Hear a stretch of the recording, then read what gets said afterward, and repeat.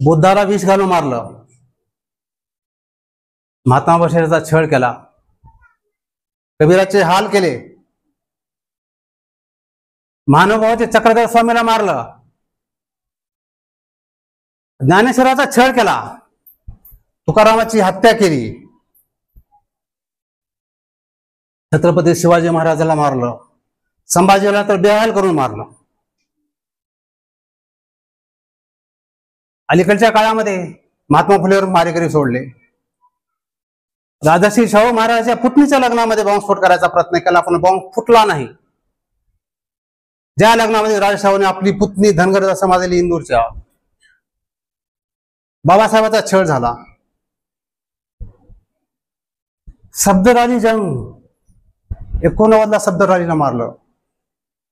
सफदर जंग नुक्कड कलाकार, रस्त्यावर पथनाट्य करायचा. मेहनत करने वालों लिखना पढ़ना सीखो, भूख से मरने वालों लिखना पढ़ना सीखो. काय चूक होती त्याची आणि काय त्याचे कुटुंबीय? सफदर अलीला कार्यक्रम नाटक चालू असताना मारलं लोकांनी. बेदम मार दिला. दुसऱ्या दिवशी सफदर अली खतम झाले. 48 तासामध्येच त्याच्या बायकोने तोच नाटक त्याच रस्त्यावर सादर केला. काय कलेजे असेल त्या बाईचं. ही उर्मी आहे जगण्याची आपल्याला. आणि त्याची आई वीरांगना सफदर अलीची. सफदर अलीच्या मोतीवरती म्हणते, सफदर हम तेरे मौत का मातम नहीं मनाएंगे. सफदर हम तेरे मौत का जश्न मनाएंगे. अरे काय कलेज असतो एका बाईचा असतो.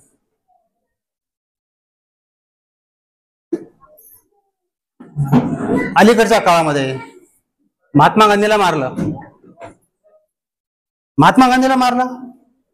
आंबेडकर साहेब आता म्हणले त्यांनी. गाडगे महाराज म्हणतात, अरे मरते है तुम और गांधी की को मरणच नाही. ज्याला मारलं आणि ज्यानं मारलं त्याला जगात कोणीच ओळखलं जात नाही, परंतु महात्मा गांधीला अख्ख्या जगाने डोक्यावर घेतलं. त्याच्या अलीकडच्या काळामध्ये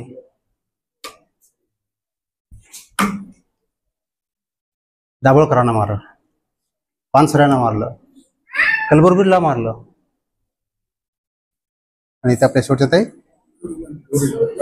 गौरी लंकेशला मारलं. काय गुन्हा होता यांचा? हितसंबंध आडे आले सगळे. भारतातले जगाचे उदाहरण सांगू तुम्हाला. इसवी सन पूर्व 4थ्या शतकामध्ये सॉक्रेटिसला विष दिलं. काय चूक होती? प्रबोधन करत होता. अरे राजा अन्याय आहे, तुमच्या धर्मग्रंथाने चुकीचं सांगितलं आहे, शाने हा स्वतः शिका. त्याला विष देण्यात शिक्षा दिली, त्याला विष देण्याची. त्याला अटक करण्यात आली. त्याचे चाहते म्हणले, तुम्हाला कोर्टातून तुमच्या जेलमधून आम्ही बाहेर काढतो. त्याने म्हणलं नाही, लोक माझी इतिहासात माझी नोंद होईल. हा माणूस डरपोक होता. तर काय कलेज असेल? विष आनंदाने पिला. कशासाठी? सत्यासाठी आनंदाने विष पिणारा जगातला पहिला माणूस सॉक्रेटिस. चार्वाकाला जाळलं.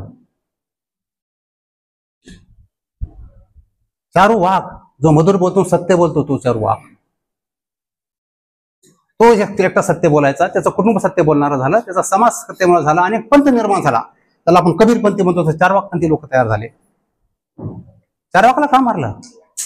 अरे होम हवन यज्ञ केल्यानंतर तुमच्या बापाला जर स्वर्ग मिळत असेल ना दादा, हो तुझ्या बापालाच होम हवन जाळ ना.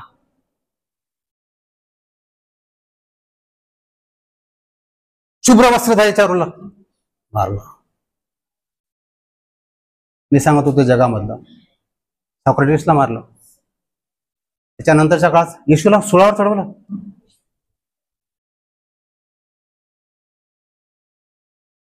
सायंटिस्ट ब्रुनोने सांगितलं, पृथ्वी सूर्याभोवती फिरते. धर्मग्रंथ सांगायचे, अरे आपण बघतो ना, सूर्य पूर्वेला मागवतो, पश्चिमला मागवतो, म्हणजे सूर्य फिरतो म्हणजे पृथ्वी स्थिर आहे. धर्मग्रंथ तेच सांगायचे. त्याने नाही तर सांगितलं दादा. त्याने म्हणलं, अरे नाही दादा,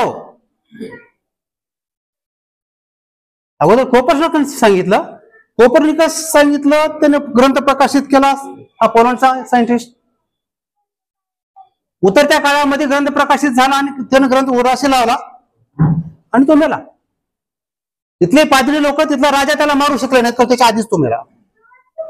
नंतर 14व्या शतकामध्ये पण कोपर्निकस सांगितलं, नाही ब्रुनोनं सांगितलं इटालीच्या, कोपर्निकस म्हणतो ना बरोबर आहे, पृथ्वी सूर्याभोवती फिरते. पृथ्वीच नाही फिरत, सगळे बाकीचे ग्रह सगळे सूर्याभोवती फिरते. सूर्य स्थिर तारा आहे.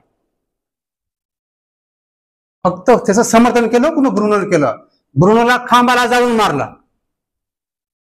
त्याच्यानंतर गॅलिलिओने दुर्बिणीचा शोध लावला 14व्या शतकामध्ये, 16व्या शतकात. आणि गॅलिलिओने सांगितलं हे जे दोघं म्हणतात ना खरं आहे, माझ्यावर विश्वास ठेवू नका, तुम्ही बघा हे दुर्बीण जे सांगते ना पृथ्वी त्याच्यावर फिरते. त्याला सांगितलं तू असलं काहीच बोलायचं नाही, धर्मसंता पावर आहे. आणि धर्मसत्ता सांगताय की नाही सूर्य पृथ्वी स्थिर आहे. त्याला सांगितलं, याला गॅलिलिओला माहित होतं पुढचा ठेच मागचा शहाणा. गॅलिलिओला माहित होतं आपल्याला खतम करतील. त्याला सांगितलं तू शरण माग, सांग कोपर्निकस पाखंडी होता, सांग ब्रुनो पाखंडी होता, नाही धर्मसत्ता म्हणते तेच खरं सांग. ठीक आहे भाऊ सांगतो, म्हणून खरं सांग. ब्रुनो जाळताना म्हटले कसं करतो जा तुम्ही, ते म्हणलं खोटं बोलणार नाही. ब्रुनो म्हणतो दादा हो, मला जाळण्यानं पृथ्वी सूर्याभोवती फिरायचे काही थांबणार नाही, तिचं काम करत राहील. त्याला का सॉक्रेटिसला तेच सांगितलं. सॉक्रेटिस म्हणला शरण गेला सॉक्रेटिस. सॉक्रेटिसला अंधाऱ्या कोटी टाकलं, अजन्म टाकलं त्याला. मार्टिन लुथर किंगला मारलं. अमेरिकेची काळ्या गोऱ्याची लढाई जिंकणाऱ्याला अब्राहम लिंकनला मारलं. जॉन केनेडीला मारलं. भारतात इंदिरा गांधीला मारलं. राजीव गांधीला मारलं. ही ज्या ज्या लोकांना मारलं ना, हित संबंध आड येणारी लोक होती, यांनी त्याला काटा काढला. वामनदादा कर्डकरची कविता आहे. मुर्दा मनूचा मनूचा मीच पाडला रणीग, मुर्दा मनूचा मनूचा मीच पाडला रणीग, बाय मी शिवबाची फुल्याची भीमाची वाघिणी ग. या विचाराने याचा मुर्दा पाडला. म्हणून वाघिणी शिवा म्हणून बाबासाहेब म्हणतात की शिका. सरदारजी म्हणले अरे मेहनत करने वालों पढ़ना लिखा सीखो, भूख से मरने वालों पढ़ना लिखा सीखो. पढ़ना लिखना शिकला तर तुमची करतील. म्हणून बाबासाहेब म्हणाले की शिका, संघटित व्हा आणि संघर्ष करा. शिकलेला माणूस प्रश्न विचारेल, का हा प्रश्न विचारेल. आणि जगाची ही जी प्रगती झाली ना, लोकांनी का हा प्रश्न विचारला, असेच का तसेच का, म्हणून आपण इथून चालू. तोच प्रश्न दाभोळकर विचारत होता. पूर्वीच्या वक्त्यांनी सांगितलं, रत्नाकरांनी सांगितलं, सुप्रियभाऊंनी सांगितलं, बेंडकुळ साहेबांनी प्रकाश टाकला. वैज्ञानिक दृष्टिकोन म्हणजे काय, सायंटिफिक टेम्परामेंट काय. 1953 भारतीय घटनेमध्ये कर्तव्यामध्ये घालताना पंडित नेहरूचं भाषण आहे. पंडित नेहरू म्हणतात की प्रत्येक माणसाने वैज्ञानिक दृष्टिकोन अंगीकारला पाहिजे.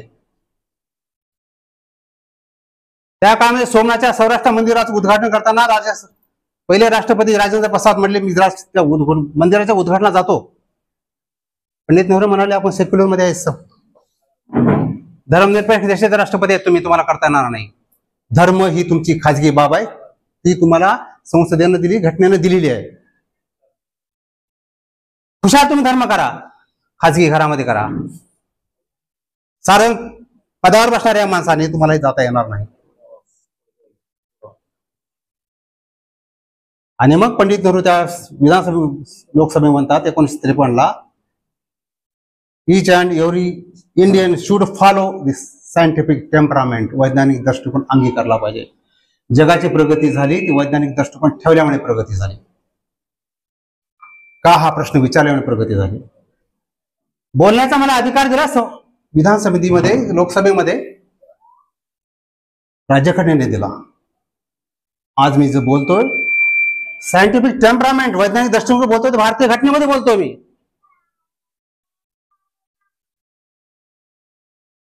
ते कोणीकडं, आजचा काळ कोणीकडे चाललाय. त्या वैज्ञानिक दृष्टिकोन म्हणजे काय, श्रद्धा आणि अंधश्रद्धा म्हणजे काय? आई तिच्या लेकराला म्हणते, बाबा रे ते गरम पातेला आहे, त्या पातेल्याला हात लावू नको. पण कुतूहल असतं, ते बाळ काय करते, त्या गरम पातेला हात लावून बघतं, चटका बसतो.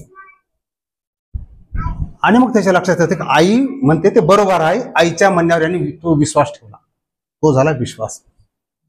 यापुढे आई म्हणते, बाबा रे देव आहे का नाही?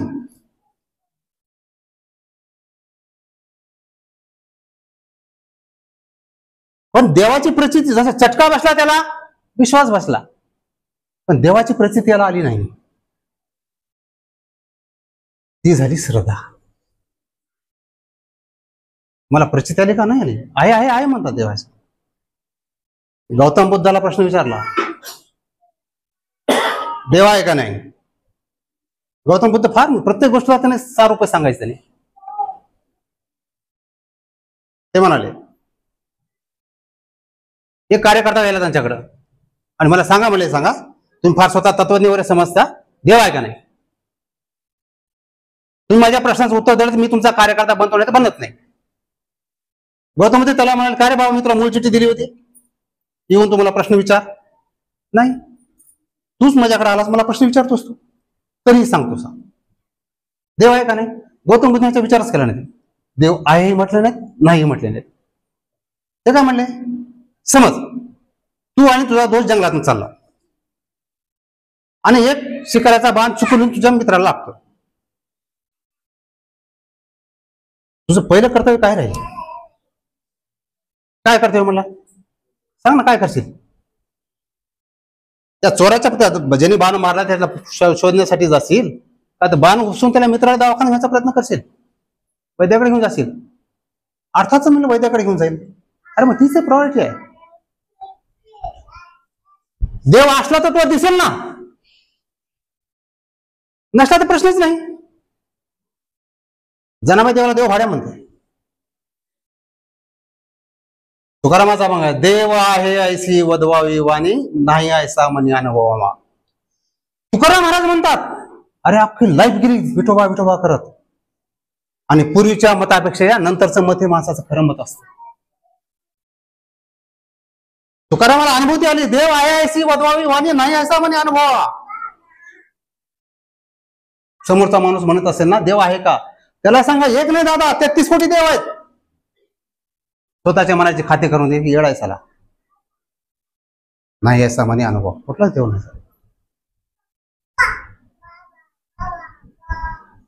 आणि मग ज्यावेळेस भारतामध्ये अंधश्रद्धाचा निर्मूळ स्थापना झाली, केरळमधून प्रेमचंद नावाचे आले, प्रेमनाथ, त्याने वेगवेगळ्या ठिकाणी महाराष्ट्रामध्ये भाषण केलं. आणि त्यावेळेस इथल्या लोकांना वाटलं की आपण सुद्धा महाराष्ट्रात सुद्धा शाखा स्थापन व्हायला पाहिजे. अखिल भारतीय अंधश्रद्धा निर्मूलन समिती स्थापन झाली. अखिल भारतीयचे अध्यक्ष झाले श्याम मानव.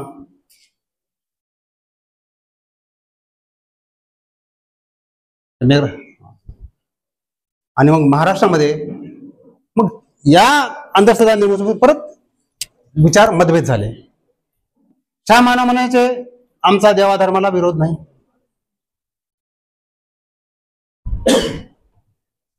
आणि एक गट म्हणायचा, अरे सगळे अंधश्रद्धा तर तिथून सुरू होतात, मूळ समस्याच कशी काय करता येईल. 2 गट पडले महाराष्ट्रात. म्हणून सर्व मुळाशी कारण काय माहिती आहे का, देवही आहे. जगामध्ये नास्तिक लोकांनी जेवढी प्रगती केली तेवढी आस्तिक लोकांनी केलेली नाही. माझा देश महान, माझा देश महान म्हणती लोक नादान या भारतात. अरे आम्ही आमच्या टीव्ही पिटून घेतो, माझा देश नादा आहे, विश्वसत्तावाला आहे, धर्मगुरू वाला आहे. लिव्हिंग स्टँडर्ड बघितलं परवाचं, लिव्हिंग क्वोशंट, माणसाचे क्वोशंट असतात, गुणवत्ता, emotional quotient, IQ, intelligent quotient, जीवनाची तुमची गुणवत्ता काय. अरे 822 नंबर आहे तुमचा जरा जेव्हा जगामध्ये 122, 196 देशामध्ये. फिनलंड, बांगलादेश तुमच्या पुढे जीवनशैलीमध्ये पुढे आहे. जीवनाची गुणवत्ता कशावर ठरवायची. अरे तुम्ही चंद्रावर चाललात, गर्भार माझ्या माया बहिणीला दवाखाना मिळत नाही, कुपोषणा माझे लेकर मरतायत, दारिद्र्य देश पिटलेला आहे, रस्ते नाहीत, लाईट नाही, पाणी नाही, लिव्हिंग स्टँडर्ड काय तुमचं? आणि या उपर सौख्य कुठं आहे?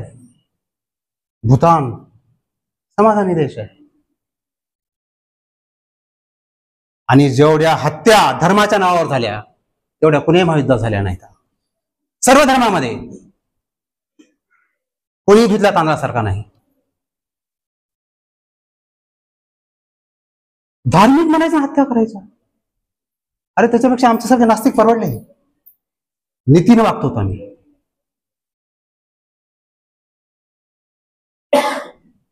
इथं संबंध आले तुम्ही काट्या काढ. म्हणून वैज्ञानिक दृष्टिकोनाच्या सगळी समस्या इथून देवापासून सुरुवात होते. आणि महात्मा फुले म्हणतात देवाच्या मध्येच वादासाठी देवाची निर्मिती झाली कशी? सनातन काळापासून पूर्वी कसा माहिती आहे का? लोक शिकलेले नव्हते. 3-3.5 लाख वर्ष गेले माणूस व्हायला. पृथ्वी लाल गोळा होता, फुटला, पृथ्वी निर्माण झाली, जलचर झालं, अमेबा निर्माण झाला, जलचरामधून पुन्हा एक माणसं झाला, आणि माणसाचा हा उपाय उत्क्रांत झाला. मग माकडे पुरुष होते. आता विनोदाचा किस्सा सांगितलं. एक पोरग म्हणते आई आई, आणि बाबा म्हणत होते की आपले पूर्वज माकड आहेत. आई म्हणते त्यांच्या खानदानाचं मला काय माहित नाही बाबा.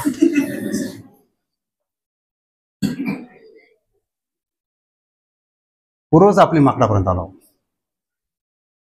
उत्क्रांत, डार्विनचा सिद्धांत उत्क्रांत झाला. लॅमार्कचा सिद्धांत, एखाद्या वस्तूचा म्हणजे कसा आहे, तुम्ही एखादा अवयव वापरात गेला तर त्याचा विकास होतो. जिराफाची मान उंच उंच का झाली? झाडाची पालं खाण्यास उंटाची मान उंच उंच का झाली? नंतरच्या काळामध्ये आम्हाला असलेली माकडाची शेपटी माकड हाड म्हणतो आपण तिथं, त्याचा वापरच कमी झाला, हळूहळू लुप्त झाली. 3.5 लाख वर्ष लागली याला.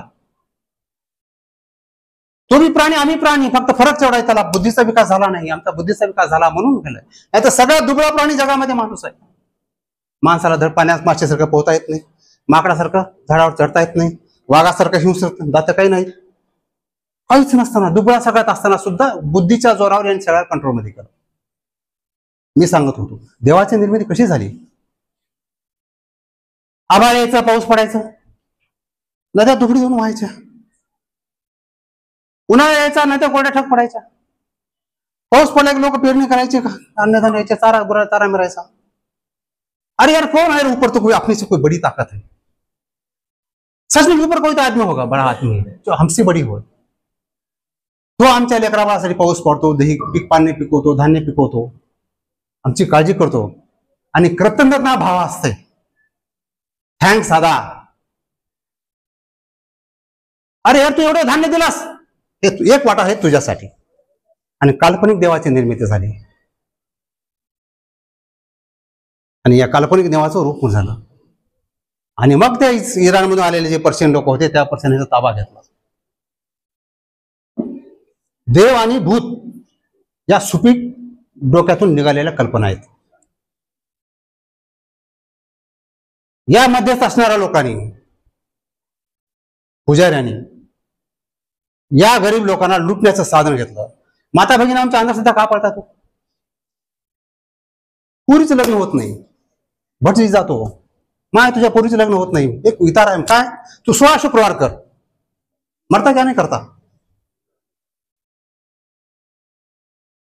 कुटुंबाच्या प्रेमापोटी तिला फार इच्छा राहत नाही, तिला असं काही करायचं हौस राहत नाही तिला.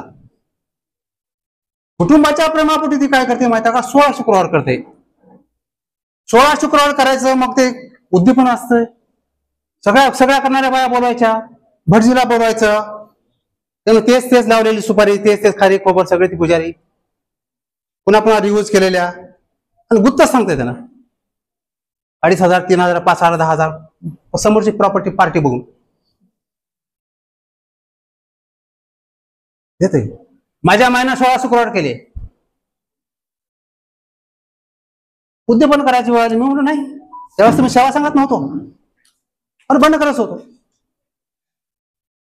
त्या काळात 4 रुपये खर्च येणार होता. मला पगार होती 1400 रुपये. या भटजीला देण्यासाठी मला 3 महिने नोकरी करावी लागली असती. मायला म्हणलं, माय मला पगार 1400 आहे, त्या बोला लोक बोलून घेऊ, जीव खालशील, त्याची वाद पुढची करशील, तुला ह्या 4000 नाही तुला 5-6 हजार रुपये देतो, तुझ्या मनावर सोनं नाणं कर, कपडे लत्ते कर, लेकीला कर, काय करायचं कर. खोटी प्रतिष्ठा. पहिल्याच्या बायाने सगळं खाऊ घातलं असते, तिला काय सांगू आता, हिला काय सांगू, तुझी नोकरी काय जायची का, मला नाही, मला देतोस, जीवाचं बरं वाईट करी, मला पडले घराच्या बाहेर, कशासाठी, जीवाचं बरं वाईट करायला. भय इथले जात नाही. भावाला पाठवून पाहायला पडला तर माय आडवीर करायची चालली होती. ही माझी पोरगी डॉक्टर कस्तुरी, ती लहान होती, तापेन फणफणली, गावातल्या गोसाईच्या बाईनं सकून बघितलं, बंदा घेतला ताटाला लावला, बंदा घेतला ताटाला लावला, त्या देवीचं नाव त्या देवीचं घेतलं, लागला टिळा तुळजापूरचा. आता तुळजापूरला जायचे, मला म्हणावं कोण, माय म्हणले तूच म्हण तिला वर्षाला. हिनं एका दिवशी मूड मध्ये येऊन सांगितलं की माय सेड दॅट. काय म्हणाले, माय म्हणाले की कस्तुरीला असं असं तुळजापूरची देवी निघाल्या आणि आपल्याला जाऊन देतं तेच उद्दीपन करून तेल वगैरे टाकून यायचे. असं अच्छी बात आहे, जा. खरं, कोण कोण जावं, तू आणि माय जा. खरं म्हणलं, अगं बाई जा म्हणलं तुला, पण एक आठ आहे माझी. काय, तुळजापूरला जायचं, तुला जे काय करायचं, परत येताना शिरूरला मायजवळ कस्तुरीला द्यायचं आणि तू हडोतीची वाट धरायची, परत यायचं नाही. हडोती सासरवाडी. ए बघ माय बल्ला आहे, तुळजापूरची देवी गेली खड्ड्यात. पुरुषाला आवडते माझ्या बायकोनं वटपौर्णिमेला फेऱ्या घालाव्यात, माझी इच्छा असते. एखादी वेळेस समजा आमच्या चळवळीत नाही घेतले, आज गेलीस तू का, तुला पसंत नाही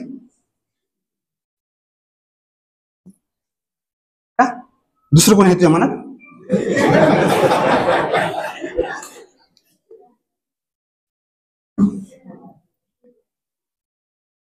सर नंतर करतो 2 मिनिट. बायाला हौस राहत नाही होय, माझी पुरुष सप्ताक पद्धत, बायकोनं मला पतिदेव, माझी पूजा केली पाहिजे, त्यांना मला सन्मान केला पाहिजे, सकाळी नाही पतिदेव. कशाला माझ्या झंझट, इच्छा असो वा नसो, बायकोच्या बाजारात बाया निघाल्या तर त्याच्यासोबत जायचं, साडी नेसून जायचं, फेऱ्या घालून यायचे, विषय खतम.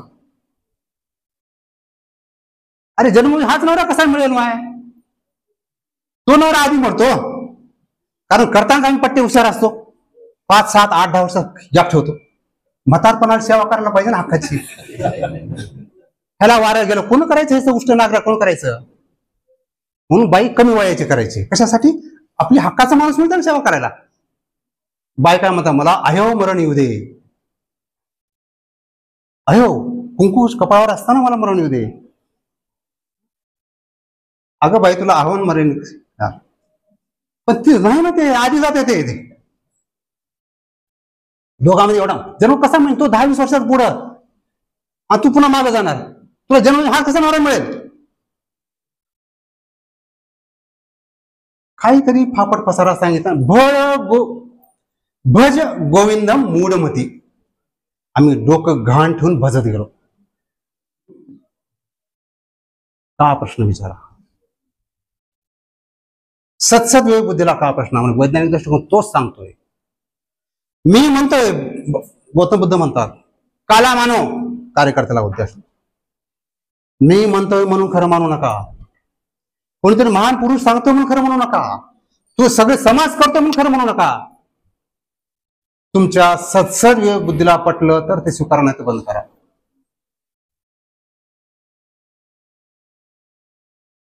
तुकाराम सत्य असत्यासी मन केले भाई मानिले नाही बहुमता, दुनिया मेरे मन को भाया मैंने कुत्ता काट के खाया, विषय खत्म.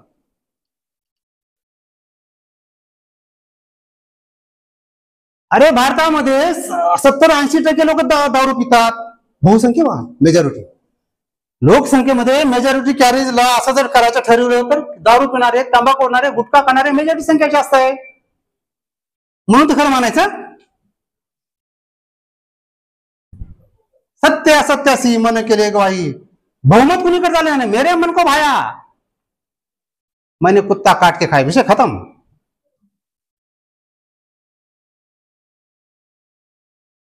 मग खरं कसं मानायचं? वैज्ञानिक दृष्टिकोन काय सांगतो? मी म्हणतो म्हणून नाही करायचं.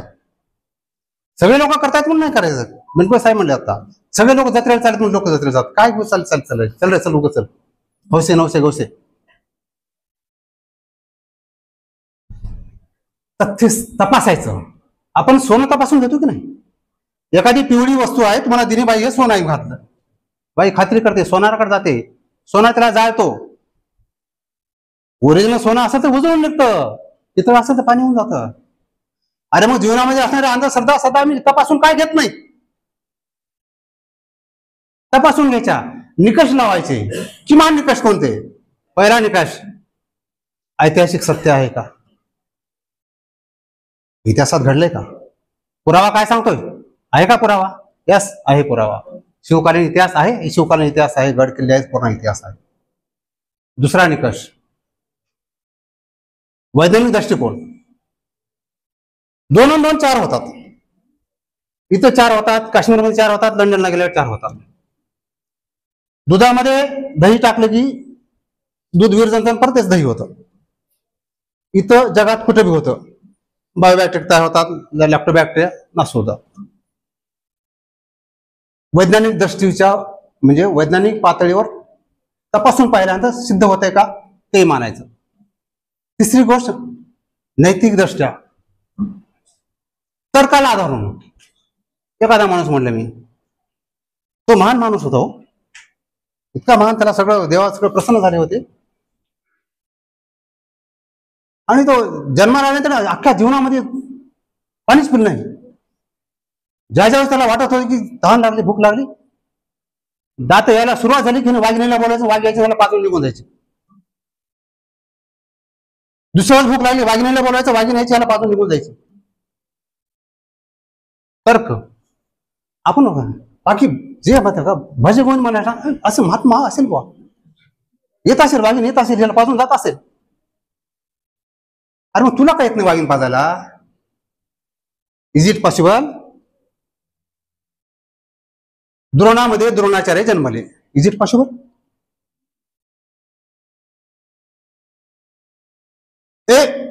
धर्माची चिकित्सा करायची नाही का? ऋषीचं कुळ, नदीचं मूळ विचारायचं नाही, नरकात जाशील. अरे बापरे, नको, झंझट नको. नरक कशाला? या गोष्टीवर दहशत पसरली गेली आणि कोण चिकित्साच करा तयार नाही. ऋषीचं कुळ विचारावं तर सगळं बिभत्स आहे. म्हणजे आंबा कोण लेकर होते? अरे पोरानो,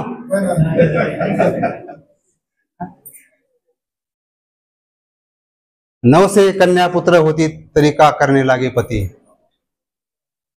गाडगे महाराज सांगायचे. गाडगे महाराजा पुढे जायच्या, माय हे माझा धोनीराम खंडोबाला नवस केलं म्हणून झाला. गाडगे महाराज म्हणाले, माय का ग, तुझ्या घरी खंडोबाचा पाहिलेच होता का? बिभत्स नाही, प्रश्न आहे. आम्ही प्रश्नच विचारत नाही. अरे म्हणून सगळे वाट लागून गेली, देशाची वाट लागून गेली. मी सांगत होतो तर्क पॉसिबल आहे नाही. मग म्हणतात त्यांना साक्षात्कार झाला, देव प्रसन्न झाला, समोर आलं, कॉम्प्लीट अगदी निघायचे बघा आमच्या लहानपणी. अमुक अमुक देवी प्रसन्न झाली, मग नाग आला आणि मग भक्त बाहेर पडत होता आणि इतका आवाज आकाशवाणी झाली, थांब थांब. आणि मग आकाशवाणी सांगितलं की याच्यानंतर इतके इकडे पॉम्प्लेट कोणी जर वाटणार असेल तर त्याला चांगली वार्ता कळेल. आणि मग काही लोकांनी ती वार्ता ऐकून फाडून टाकलं तर त्याचा मुलगा मेला. पत्रक पोस्ट कार्ड यायचे आणि मग तुम्ही तुमच्या 21 लोकांना वाटा बघा. हे दुसरे 2000 पती छापा. माझ्या शाळेमध्ये माझ्या पोरानं आणून दिलं मला.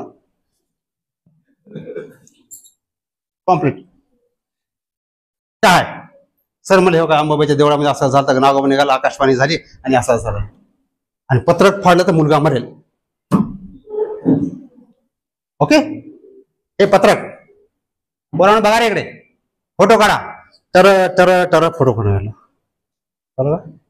आता 15 दिवस म्हणे ना, 15 दिवस अवधी, मला 2 मुली 1 मुलगा आहे. देखेंगे क्या होता है. देखना कितना जोर कितना बाजू है पाते.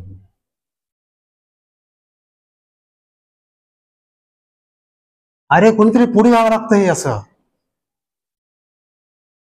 भय काढायचं असेल तर.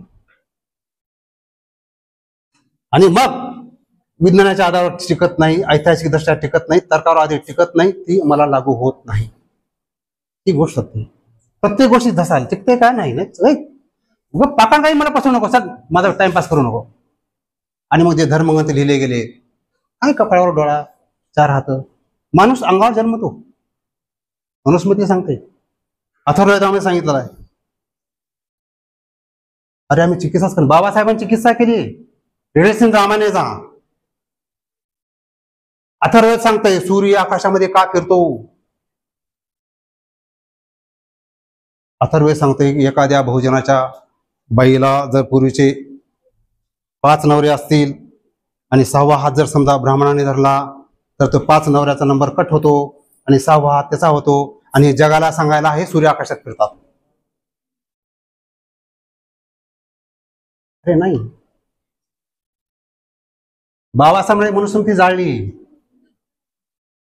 महिलाला दुरुस्त, महिलाचे अधिकार काढून घेतले होते. ब्राह्मणाच्या तोंडातून ब्राह्मण जन्मतो, भाऊमधून क्षत्रिय जन्मतो, मांडीतून वैश्य जन्मतो, आणि SC ST OBC आणि सगळे पायाच्या अंगठीतून जन्मतात.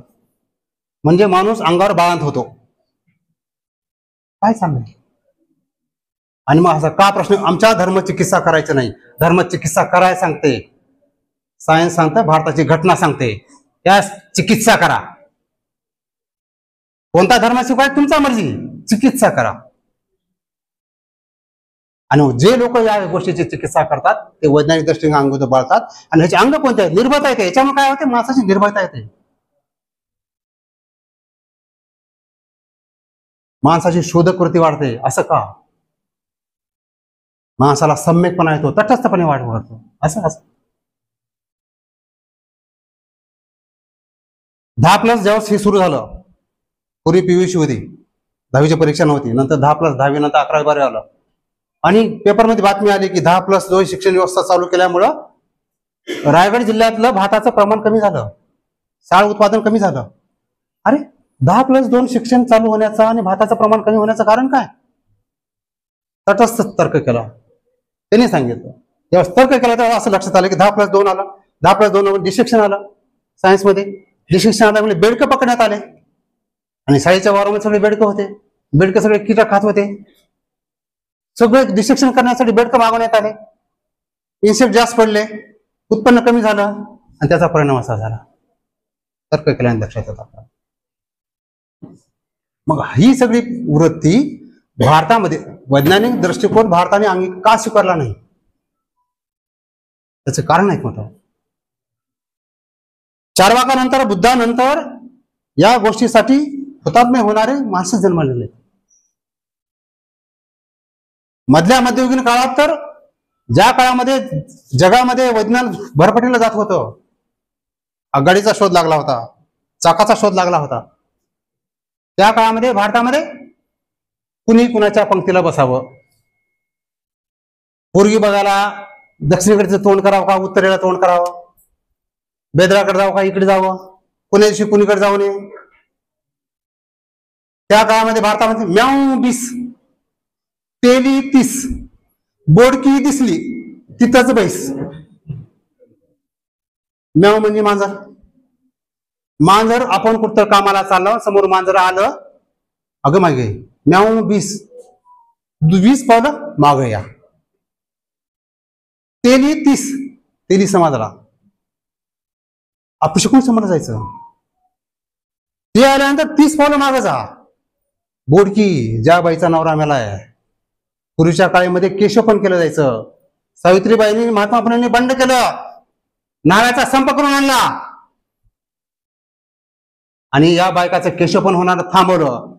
महात्मा बायकांनी तर सावित्रीबाईंचे आणि फुलेंचे लाख लाख उपकार मानले पाहिजेत. तुम्ही शिकतायत, लेक्चर प्राध्यापक होताय तुम्ही, त्यांचे उपकार आहेत. नवरा मेल्यानंतर तुम्हाला बोडक्या करून फिरवले असतात, त्यांनी बंड करून वारकाचं बंड करून आणलं त्यांनी. आणि नाव्याने सांगितले की नाही, मी कुण्या बाईच्या आम्ही चप्पे करणार नाही. तुमच्या चप्प्या वाचल्या. बोडकी दिसली तिथंच बैस. गुन्हा काय हो तुमचा? आपला नवरा गेलाय, तुमचा गुन्हा काय? का तुम्हाला यात न द्यायच्या? मी सांगतो, तेल्याला अपशकुन का समजलं होतं? ज्या ज्या सत्कर्माला या लोकांचे सत्कार केले, पाठिंबा दिले, त्या लोकांना त्यांनी अपशकुनी समजलं. वारकाला अपशकुनी समजलं का? होते जिवाजी म्हणून वाचले शिवाजी. सय्यद बंडाने जेव्हा शिवाजी महाराजांवर दांडपट्ट्याचा वार केला, त्यावेळेस या जीवा महालेने वरच्यावर उडून त्याचा वरचा हात कलम केला. हा जीवा महाले हा वारिक समाजाचा होता, न्हावी समाजाचा होता.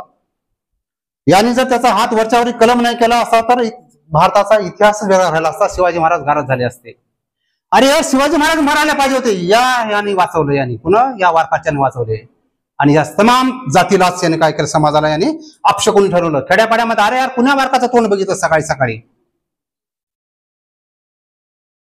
तेली समाजाला तुकोबारायांची हत्या झाली, तुकोबारायांचे ग्रंथ बुडवले, गाथा बुडवले पाण्यामध्ये. पाण्यामध्ये गाथा बुडवलं, वर आल्या कशा? ही तुकाराम गाथा आली कशी? त्यांचे सहकारी होते संताजी जगनाडे तेली समाजाचे. तो माळेगावात गेला, तो लोहगावात गेला, कोकण गेला, मर्शिनीला गेला. त्यांनी सांगितलं बाबा रे तुकाराम महाराज इथं आले होते, आले होते. इथं कोणत्या अभंगावर कीर्तन केलं? त्यांनी लोकांनी सांगितलं ह्या कीर्तन केलं. काढलं, लिहून घेतं खरखर. त्या गावात घेतला, अभंग लिहून काढले खरखर. आणि ही गाथा तरली, पाण्यावर नाही तरली, लोकवाणीवर तरली. आणि म्हणून या लोकांनी तमाम समाजालाच बदनाम केलं. वारकाचं तोंड बघायचं नाही, तेलाचं तोंड बघायचं. मी सांगत होतो, भारतामध्ये या वैज्ञानिक दृष्टिकोनाला पुष्टी का मिळाली नाही? मी सांगत होतो, ज्या काळामध्ये जगामध्ये क्रांती होत होती त्या काळामध्ये आमच्या इथं हे चाललं होतं, कुणाच्या पंथीला बसावं. अस्पृश्य लोकांच्या कमरेला खराटा राहायचा. पेशवाईच्या काळामध्ये रस्त्यावर थुकायची बंदी होती, गळ्यामध्ये मडका अडकावायचं, थुकला असं त्या गाडग्याचं थुक. गावात फिरायचे, अंधारे रात्री फिर,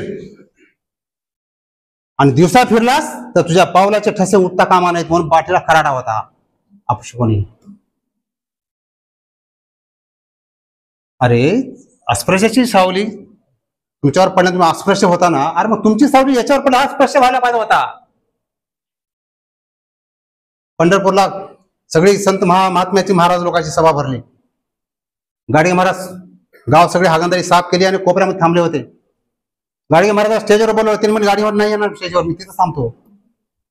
सगळे रथी महाराज दांडेकरांचे भाषण वगैरे झाले आणि तिथून गाडगे महाराज त्यांना ओढून म्हणतात, एक करा महाराज दांडेकर साहेब, तुम्ही आम्हा सगळ्याला बामण करून घ्या, समस्याच मिटेल. काय क्रांतिकारक माणूस होता. जपानमध्ये सुमोराई टाटा सुमो, सुमोराई दांडगे पैलवान, सरंजामी लोक, हिरोशिमा नागासाकीवर बॉम्ब हल्ला झाला. या सगळ्या राजसत्ता असलेल्या लोकांनी काय केलं, आपलं राजपथ गाळून टाकलं, सरंजामीपणा सोडून दिला, लोकांमध्ये मिसळले. जपान कुठल्या कुठे प्रगती करत गेला. उच्च नीतीचे वाटा. गाडगे महाराज प्रश्न विचारत, का रे बाबा तू उच्च, तुझ्या आईच्या पोटात यायची वाट वेगळी आहे, तू निश्चित आहे, त्याची आईची पोटात यायची वाट वेगळी आहे का? तू उच्च हा बीच का? त्याला सिंगाले का? ह्याला सिंग नाहीत का? हे गाडगे महाराज अख्ख्या जन्मामध्ये त्यांनी कोणाला पाया पडू दिलं नाही. आणि डॉक्टर बाबासाहेब आंबेडकर कधीच कोणाच्या पाया पडले नाहीत, गाडगे महाराजाच्या पाया पडले. जो कोणी मारायला गाडगे महाराजच्या पाठीत काठी मारायचे. बाबासाहेब गेले 13व्या दिवशी गाडगे महाराज गेले. अरे ठार अडाणी माणूस, त्याचं नाव विद्यापीठाला आहे. अमरावती विद्यापीठाला गाडगे महाराजांचं नाव आहे, नागपूर विद्यापीठाला नाव आहे.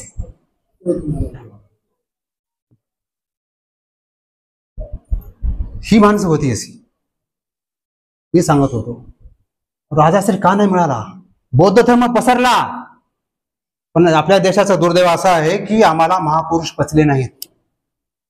अरे बाहेरचे लोक म्हणतात शिवाजी महाराज आमच्या देशात जन्मले असते तर डोक्यावर घेऊन नाचले असतात, बौद्ध आमच्या काळात जन्मले असते डोक्यावर घेऊन नाचले असते.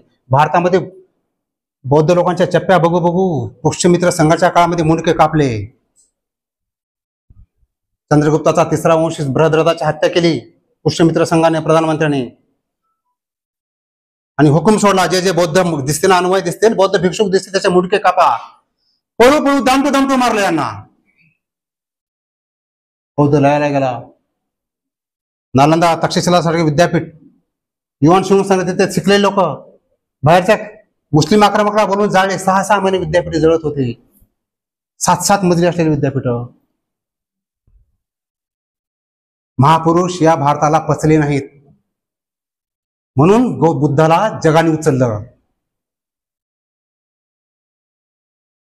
सिलोन गेला, नेपाळ झाला, चीन झाला. चीन कुठल्या प्रगती केल्या. भारतानंतर 2-3 वर्षांना चीन स्वतंत्र झाला. इथली आमची व्यवस्था, कर्मकांडामध्ये थार बुडालो. हेमाडपंथी चक्रधराच्या काळामध्ये प्रधानमंत्री होता, त्या पठ्ठ्याने 2000 कर्मकांड करायला सांगितले, वर्षाचे 365 दिवस. आणि बायकांनी, सर्व पुरुषांनी, बहुजन समाजाने 2000 कर्मकांड करायला पाहिजे, म्हणजे उठले की सकाळच 3 टाइम कर्मकांडच. अल्लाउद्दीन खिल्जीने देवरावर हमला केला, देगुरीच्या किल्ल्यावर.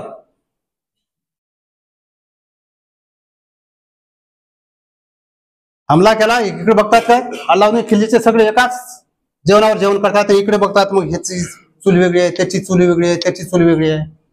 अल्लाउद्दीन खिल्जी में क्या चल रही है? त्याचा प्रधानमंत्री महाराज यहाँ पे ऐसे म्हणत आहे, यहाँ पे एक बेटी काय रोटी बेटी नाही म्हणते. यहाँ पे एकमेकाला शिवून घेत नाहीत. अन्न खाऊ आजच्या आपण युद्ध जिंकलं. अरे लढणारे लोक एकमेकाला शिवून जर घेत नसतील तर आपलं युद्ध जिंकलं. आणि नेमकं तेच झालं. त्या पूर्वीच्या काळामध्ये दिवस मावळ्या युद्ध थांबायचे, आणि मग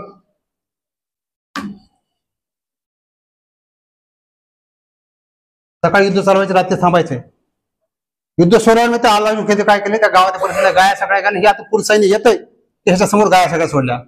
त्या सैनिकांनी हातातल्या तलवार टाकून दिल्या, गायाच्या पाया पडत राहिले. तेवढ्या काळामध्ये यांनी कत्ल्या करून टाकून दिल्या.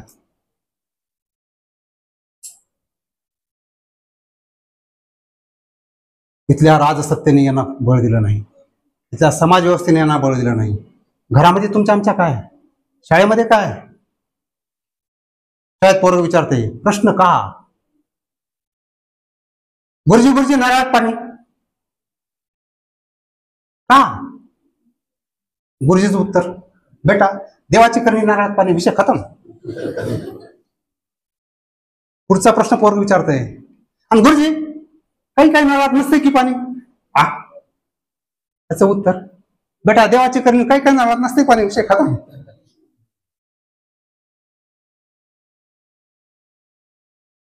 दुसऱ्याच्या शिक्षक बाप असलेल्या पोराला वरला बाप शिकवत असतो, आणि बेटा जे तार वगैरे असतात, लाईटचे तार असतात, त्या तारामध्ये पक्षी बसतात, पक्षाला विद्युत असते पण शॉक बसत नाही, ह्याच पोरग उठते. आणि सर शॉक बसत ठीक आहे, पण कळायचं तुम्हाला दात घरात नाही, कळायला शॉक बसत नाही. चिमण्या बसतात, कावळे बसतात, सगळे पक्षी बसतात. मग दात एवढे दिसत नाही तेवढं, पण ते काय म्हणतो, अरे बेटा काय कावळ्याला शॉक बसत नाही, त्याचं कारण काय माहिती आहे का, कावळ्याच्या तोंडामध्ये दात नसतात. पोरग इंटरव्ह्यू मध्ये घरात येते पळत पळत, मधल्या घरामध्ये तिची आजी पूजा करत असते, आजीला हातातून बाहेर आणते, एक वायर आजीच्या पिन मध्ये देते, दुसरं वायर प्लग मध्ये घालते, बटन दाबतंय.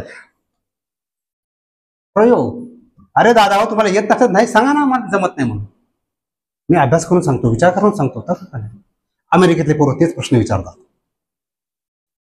आमचा भटजी अमेरिकेमध्ये रामायण सांगत होता, मुद्दा आला सीतेच्या हरणाचा, लक्ष्मण रेखा आखली गेली आहे. समोर बसलेले पोर बसलेत आणि भटजी रंगवून सांगतोय. रावण असा असा गोसाव्याचं रूप घेऊन आलेला आहे. सीतेचा अंग आता रेषेच्या बाहेर पडलेला आहे. लक्ष्मण रेखा आखलेली आहे. रेषेच्या बाहेर गेली की आग लागते रेषेला, पण रेषेच्या लागत नाही. आणि मग त्या अंगठ्याला धरून तो उचलतोय. पोरग थांबवतो तिथं.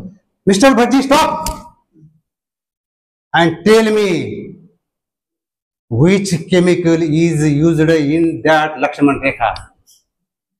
Name me that chemical. अरे त्या केमिकलचं नाव सांग.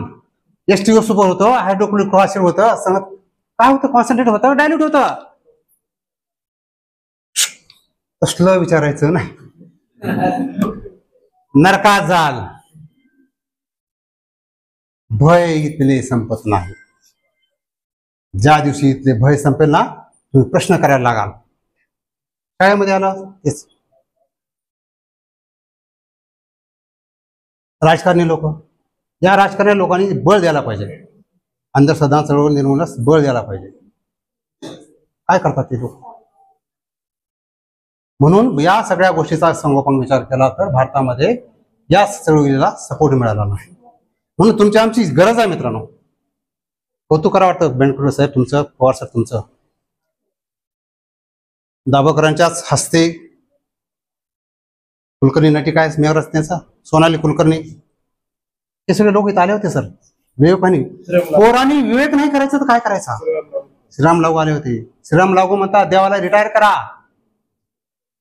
तुमच्या जीवनातून देव रिटायर झाल्याशिवाय तुमची मुक्तीच होऊ शकत नाही. आणि प्रत्येक कॉलेजमधून विवेक वाहिनी सुरू झालं पाहिजे. अरे सगळं पिढा आहे, कच्चा माल आहे. त्या कच्चा मालाला भरवा तुम्ही. म्हणून सर परत या माध्यम यांनी हाक मारली, तुम्ही दाद दिलीस. नाहीतर बरेच लोक असं काय गरज होती. बाल्याच्या माय बाली दाबाद्याची खुली आपल्या लोक टामटूम राहिला असतो ना. अहो पोस्टामध्ये नोकरी करतो सर, परमनंट नाही. ती यांची बायको. Back to society. माझं काय तर कर्तव्य आहे. आम्ही लाख लाख पगार घ्यायचा, 2-2 लाख पगार. अरे हे प्रबोधन करायचं कोणी? पोटात असलेल्या लोकांनी प्रबोधन करायचं, कामामध्ये असलेल्या लोकांनी प्रबोधन करायचं. अरे कच्चा माल आहे, कच्च्या माला पक्का काम. तुमची माझी जबाबदारी आहे. शाळेतल्या शिक्षकावर मोठी जबाबदारी येते. आपले पोरं सायंटिफिक टेम्परामेंट वैज्ञानिक दृष्टिकोन पुढे गेले पाहिजे. त्यांनी काय प्रश्न विचारला पाहिजे. सरदार माना नाही प्रश्न तुमचा खाली प्रश्न आहे. असं कान तसं का म्हणलं पाहिजे.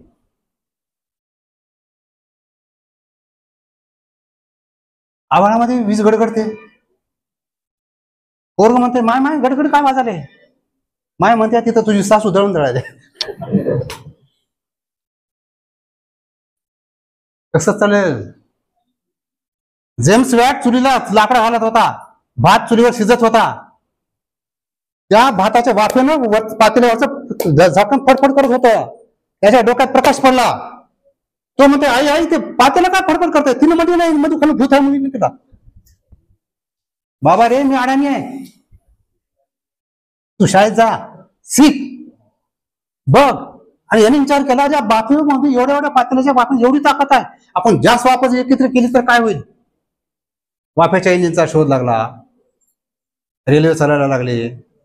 आणि आम्हीच मग भारतामध्ये रेल्वे आली. लोकांना बसू दामटू रेल्वे बसावं लागलं. लोक बसना गेले. इंग्रजाचा पोर मोठा आकली बिन बैलाचा गाडी कसा टाकली. भूत आहे भूत. असं कुठं असतं का. बिन बैलाची गाडी कुठे ओढली जाते का. बसायला लोक घाबरले. त्यांना पैसे द्यावं लागलं. कानाखाली पिस्तूल लावावं लागलं. आणि मग हे सुरू झालं. राजा भाऊ कहा जाव राजा हम भाई. म्हणून राजा भाऊ सर तुमचं कौतुक करावं तेवढं कमी आहे. तुम्ही अशा लोकांना द्या. हे लोक मरमर करतायत सर. कुणीतरी वक्ता येतो मरमर करतो, आपण करतो. तुम्ही महिनाभर बेजार होता, काय करता तुम्ही. लोक थांबून घेता. कुणीतरी पैसा आपला खर्च करतो. आणि हे आपलं करतोय सर. बॅक टू सोसायटी हे माझं कर्तव्य आहे. मी माझ्या समाजाला देणं बाकी आहे. मग आम्ही काय देऊ शकतो. तुमच्या हातात आहे. वैज्ञानिक दृष्टिकोन द्या. या लोकांचा बळ द्या. बौद्ध धर्म पसरला, तिथल्या राजाने त्यांना राजाश्रय दिला. आता राजाश्रय नाही, पण अशा लोकांना महेंद्र खंडागळसारखे लोक आहेत, विपर बंधू आहेत, जे सदैव या लोकांच्या पाठी असतात सर. सुप्रभू सगळे पाठी लोक असतात. तू चल पड कर. आणि प्रत्येक गावामध्ये, प्रत्येक कॉलेजमध्ये, प्रत्येक शाळेमध्ये विवेक वाहिनी शाखा सुरू व्हायला पाहिजे. तर खऱ्या अर्थानं आज या नरेंद्र दाभोळकरांना खऱ्या अर्थानं श्रद्धांजली दिल्यासारखं होईल. मित्रांनो, एक किस्सा सांगतो आणि थांबतो. एक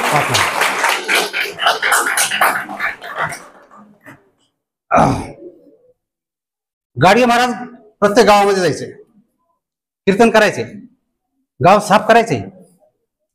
त्या गावामध्ये गेले, गाव सगळं हाळंदारी साफ केली आणि आता पारापुढे समोर जाऊन बघतायत. लोक येतील, बघतील, कीर्तन करून. लोक यांच्या समोरच नाहीत. त्याच ठिकाणी दुसऱ्या बाजूला एक जुना मोठा महाराज आला होता आणि लोक सगळे, दाढी सगळी आहे, पांढरी झालेली आहे, वृद्ध झालेला माणूस, आणि लोक सगळे महाराज मारून त्याचे पाया पडायला लागले. गाडगे महाराज जाऊन बघतात. 2 मिनिट लेकरांनो, इकडे गर्दी का तिकडे पाहिला, गर्दी डोकावून बघतात. सगळे महाराज काय करतात, वो महाराज कधी जातो मला, मी कधीच आहे, त्रेतायुगापासून आहे. कधी? त्रेतायुग म्हणजे रामायणाचा काळ. त्रेतायुग, द्वापारयुग, इसवी सन 2024. अरे एवढा मोठा जुना महाराज, अजून लोक पाया पडायचे. आणि मग काय केलं, बायका ज्याच्या पाया पडायला गेले की हो नको बेटा म्हणायचं, बायाचा दंडा धरून उचलायचा. पोरांच्या लक्षात आला हा चावटपणा करतोय.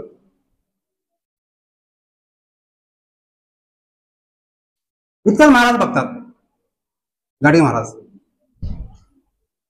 महाराज पुढे होतात, आपला खराटा उलटा करतात. आणि तो काय म्हणत होता, अरे मी इतका जुना आहे, पुराणा आहे, त्रेतायुगामध्ये राम सीतेचा जेव्हा स्वयंवर झाला ना, त्या पंक्तीमध्ये मी तूप वाढत होतो म्हणले. हा मुद्दा गाडगे महाराजाला सापडला. तर्क बघा, अडाणी माणूस, त्याला काय शाळेत जावं लागत नाही. गाडगे महाराज पुढे झाले, खराटा उलटा केला आणि सप त्याला बदलून काढलं. दम येईपर्यंत बदललं त्याला. थकले लोक, महाराज त्याला का मारता तुम्ही? त्याने म्हणले आत्ताच का बघा. तो काय म्हणला, त्रेतायुगामध्ये राम सीतेच्या स्वयंवरामध्ये हा पंक्तीला तूप वाढत होता म्हणले.